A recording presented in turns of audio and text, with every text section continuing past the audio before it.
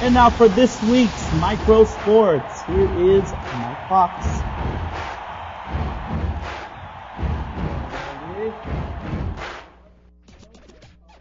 Greatest Super Bowl ever. It might be easy to say if you're a Ravens fan, but it's definitely not hard to argue that the Baltimore Ravens' 34-31 victory over the San Francisco 49ers was about as thrilling as they come. In a game that featured many twists and turns, including a power outage that delayed the game for 35 minutes, the Ravens held on to a victory despite losing almost all of their 28-6 lead. So we know all about the headlines like Ray Lewis retiring and the 49ers' quest for 6 titles, but for those of us in Oceania, we were keeping an eye on 5 particular athletes representing the Pacific Islands. The Ravens, Haloti, Ngata, and Maa'ke Kemoeatu of the Baltimore Ravens, and the 49ers, Mike Iupati, Willie Tukuafu, and Isaac Sopaga. So how did our Pacific Island brethren do in the big game? Well, for the champion Ravens, Ngata had 2 tackles and was a big part of the Ravens defense that negated the 49er run game early on. But Ngata did have to leave the game as he was injured on a Frank Gore 6-yard touchdown run with about 5:05 left to play in the third. The injury was not serious, and Ngata is already reported to being up and about without any need for crutches or the like. Maa'ke Kemoeatu had 1 tackle and was part of the defense that made the biggest play of the day, holding the 49ers without a touchdown on their now famous goal line stand, with the 49ers only needing 5 yards to score the go-ahead touchdown. Now, for the 49ers, Mike Iupati is part of an offensive line that produced 182 net yards rushing, including 62 yards and 1 TD for QB Colin Kaepernick, and 110 yards and 1 TD for running back Frank Gore. On the defensive side, Isaac Sopaga had 3 tackles and assisted on 1 of 2 sacks on Ravens quarterback Joe Flacco.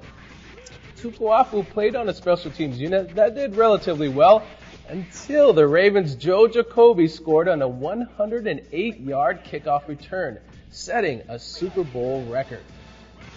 Now, all in all, it was an exciting end to what has been a memorable season, especially when it comes to Pacific Island athletes' impact on professional football. I was able to catch up with one of my good friends and mentors, sports talk radio host Rod Brooks from the #1 rated Fitz and Brooks show on KNBR 680 in San Francisco. Rod was in New Orleans during the week leading up to the big game, and I asked him about the Super Bowl experience in addition to the presence of Pacific Island athletes like Mike Iupati on the 49ers. Mike Iupati, he's the great thing about offensive linemen, but offensive linemen, they're very quiet, but he's one of those guys that he's really grown into the job, and he was really a high draft pick. But he hit the ground running, and he's one of those guys where he's young, but he's not wide-eyed and overwhelmed, by the entire situation. So he's just a hell of a player and just a good dude, and just kind of keeps his head down, and he's learning, but boy, he came out of the box, man, and he was just an unbelievable player.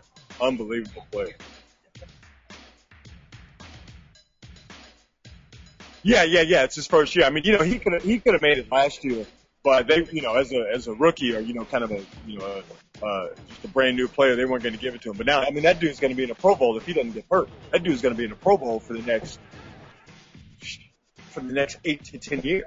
He really is that good, and he was kind of the missing piece of that offensive line, to make it what it is right now. And that's why he was drafted so high and he started as a rookie. Now he's going to the Pro Bowl here, in his beginnings of his pro career. But him at left guard was that missing piece, in terms of the run game and just being able to do that when they want to. And now, the reason he's going to the Pro Bowl is because now he's better in pass protection too. So he was a beast when he was in college. He was just a stud as soon as he hit in the NFL. And then, now, him making the Pro Bowl and the Niners going to the Super Bowl. Those two things go hand in hand. That cat is really, really that good. Strong silent type. That's really good to hear. You can imagine for small Pacific Island like Tonga or American Samoa, when they hear about these athletes that go on to have great success, not only in college but in professional sports. This is a big deal. I mean, these are really small island countries with a lot of youth aspiring to maybe follow in the footsteps someday. Well, you know what, man? People over there, they should be proud. And I'll tell you this: people in the States, they love them. You know, they love them because they're very good football players.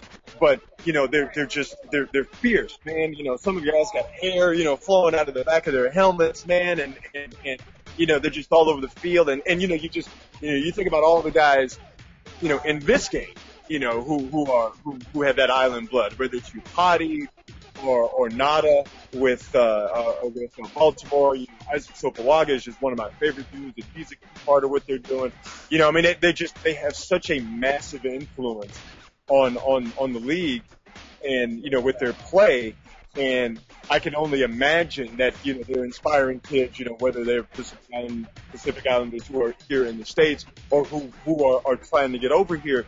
You know, man, they're trendsetters, and they're opening up doors for these kids to get college educations, even if they don't make it to the pros, you know, and if they do make it to the pros, you know, the door has been open, man. But, you know, I mean, they are, when you're going up against a dude that's from the islands, you are in for a long day. Cause they don't stop, man. They don't stop. You know, I mean, they're just, you know, not only are they just huge, but there's just something about, I don't know if it's a work ethic thing, but man, they get after you, dude. Good luck if you got to block one of those things. Well, you know why that is. These guys are warriors. When they say they're going to take your head off, they mean they literally are going to take your head off and eat it with a fork. So you better look out. No, I'm good. The Canoe Association of Palau, or CAP, is holding its annual meeting on Tuesday, February 12th at PNOC Office Conference Room, starting at 6:30 to 8:30 p.m. All members and any new members interested in joining are welcome to attend the meeting, which will highlight and report activities of 2012 and to present plans to all members for 2013 activities and beyond. And lastly, all you surfers out there will appreciate this next piece of video from YouTuber Coastline Toby, who managed to film what could be a world record swell off the coast of Nazaré, Portugal. Now, apparently, American Garrett McNamara was not satisfied with his previous Guinness Book of World Record wave of 78 feet. No, McNamara's at it again with what's estimated as a 100-foot wave, which would easily break his previous record set at the same location.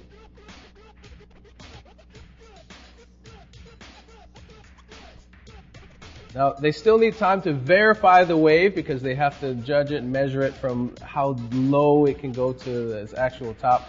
And, you know, his initial record-breaking wave, which he said it was a 90-footer, turned out to be only 78 feet. You know, so they had to clarify that. Only 78 feet.